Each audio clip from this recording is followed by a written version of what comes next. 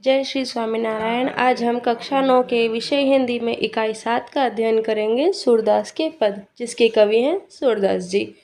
तो हम पहले कवि का परिचय जानते हैं। जन्म सन 1478, निधन सन 1573।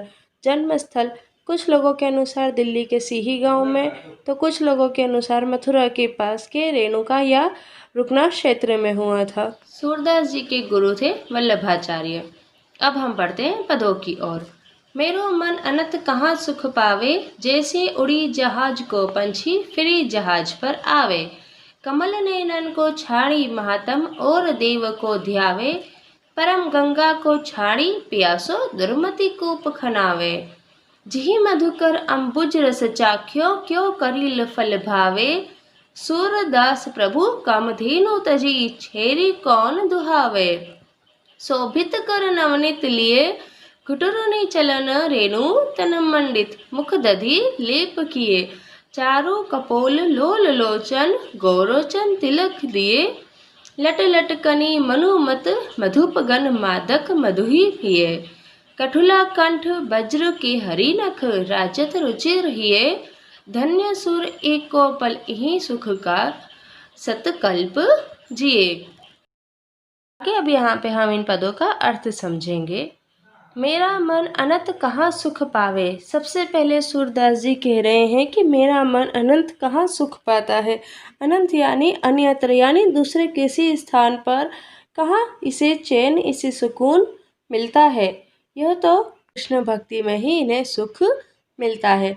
यहाँ पर सूरदास जी ने हमें अपने भक्ति भाव का वर्णन दिया है। आगे की पंक्ति में वे कहते हैं, जैसे उड़ी जहाज को पंछी फिर जहाज पर आवे। वे अपनी तुलना जहाज के पंछी से कर रहे हैं और कह रहे हैं जैसे जहाज का पंछी पूरे सागर का भ्रमण कर लेगा तो भी उड़कर वह वापस उसी जहाज पर आएगा, तभी उसे सुकून मिलेगा। इसी तरह यदि मेरा मन दूसरे किसी स्थान पर भी जाएगा तो भी मेरे प्रभु के चरणों में ही उसे सुख प्राप्त होगा। आगे सूरदास जी कहते हैं, कमल नयनन को छाड़ी महात्म और देव को ध्यावे। कमल नयन अर्थात कमल रूपी नयनों को, महात्म यानी महानता रखने वाले, महिमा रखने वाले प्रभु को छोड़कर किसी और देव का ध्यान करना, किसी और देव का स्मरण करना, यह सूरदास जी के लिए नहीं है। वे कह रहे हैं उनके प्रभु श्री कृष्ण उनके नयन कमल के समान हैं, इतनी वे महिमा रखते हैं, उन्हें छोड़कर भला किसी और देव का स्मरण वे किस प्रकार कर सकते हैं। इसके साथ ही वे आगे उदाहरण दे रहे हैं, परम गंगा को छाड़ी पियासो दुर्मति कूप खनावे। यानी परम गंगा यानी श्रेष्ठ गंगा को छोड़कर प्यासा व्यक्ति कूप यानी कुआं, खनावे अर्थात खोद रहा है, और दुर्मति यानी मूर्ख अर्थात श्रेष्ठ गंगा का पानी यदि आपके पास है, उसे छोड़कर भी आप कुआं खोदकर पानी पीना चाहते हैं तो वह मूर्खता ही है।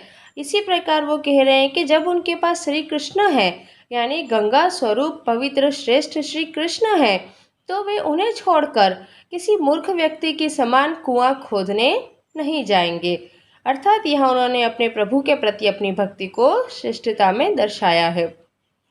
आगे वह कह रहे हैं, जिहि मधुकर अम्बुज रस चाख्यो, क्यों करिल फल भावे।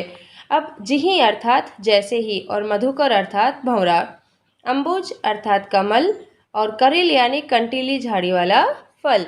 तो यहाँ वो कह रहे हैं जैसे ही भंवरे ने कमल का रस चख लिया, यानी एक बार जब भंवरे ने कमल के रस का पान कर लिया तो फिर उसे कंटीली झाड़ियों में उगने वाले उस फल की ज़रूरत नहीं है। उसके बाद उसे उस फल की ओर कोई भाव, कोई इच्छा नहीं पैदा होगी।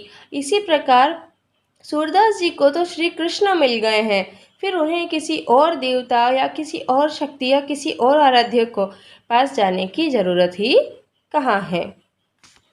सूरदास प्रभु कामधेनु तजी, छेरी कौन दुहावे। आगे वे कह रहे हैं कि सूरदास जी कहना चाहते हैं कि कामधेनु के छोड़कर बकरी को कौन दूहेगा।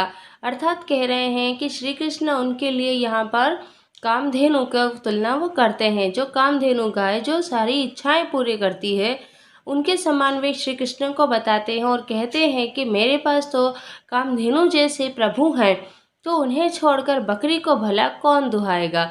यानी इस तरह की पंक्तियों के उदाहरण से हमें यहाँ पर सूरदास जी का श्री कृष्ण के प्रति भक्ति भाव देखने को मिलता है। फिर से एक बार पदों की ओर बढ़ें तो वे देखिए कह रहे हैं, मेरो मन अनंत पावे, जैसे उड़ी जहाज को पंछी फिरी जहाज पर आवे। कमल नैनन को छाड़ी महात्म, और देव को ध्यावे। परम गंगा को छाड़ी प्यासो, दुर्मति कूप खनावे। जी मधुकर अंबुज रस चाख्यो, क्यों करील फल भावे। सूरदास प्रभु कामधेनु तजी, छेरी कौन दुहावे। यानी यहाँ पर अलग अलग उदाहरण दे करके सूरदास जी ने श्री कृष्ण के प्रति अपनी भक्ति भाव को हमारे सामने दर्शाया है और ये भी कहा है कि इतने वात्सल्यपूर्ण भाव के साथ उन्होंने अपनी भक्ति दिखाई है और श्री कृष्ण के प्रेम को दर्शाया है। इसके बाद की पंक्तियों में उन्होंने हमारे सामने श्रृंगार रस से वर्णित श्री कृष्ण की बाल चेष्टाओं को दर्शाया है, जिसमें उन्होंने श्री कृष्ण के उस बालपन के रूप के मनमोहक दृश्य को लिखा है, जैसे आप यहाँ पे पढ़ेंगे। शोभित कर नवनीत लिए, घटुरुनि चलन रेणु तन मंडित, मुख दधि लेप किए। यहाँ कहा गया है शोभित अर्थात सुशोभित, कर अर्थात हाथ और नवनीत यानी माखन। अपने हाथों को माखन से सुशोभित किए हुए घुटनों के बल, घुटुरुनि चलन यानी घुटनों के बल चलकर अपने पूरे तन पर धूल रेणु अर्थात धूल मंडकर मुख पर दही का लेप किए हुए श्री कृष्ण कितने मनमोहक लग रहे हैं। अर्थात हाथों में मक्खन है, घुटनों के बल वे चल रहे हैं, जिससे उनके शरीर पर धूल भी लगी है और मुख पर माखन के साथ दही भी लगा हुआ है, जैसे उन्होंने लेप किया हो। यानी ये श्री कृष्ण का कितना मनमोहक वर्णन हमारे सामने सूरदास जी दर्शाते हैं। आगे की पंक्तियों में कह रहे हैं, चारु कपोल लोल लोचन, गौरोचन तिलक दिए। चारु यानी सुंदर, तो कपोल यानी लिलाट, और लोल लोचन यानी चंचल नयन। गौरोचन तिलक यानी पीले रंग का द्रव्य जिससे तिलक किया जाता है लिलाट पर। वे कह रहे हैं इतना सुंदर सा गाल है, इतने सुंदर इनकी चंचल से नयन है, और लिलाट पर किया हुआ गौरोचन तिलक कितना सुंदर लग रहा है मेरे प्रभु पर।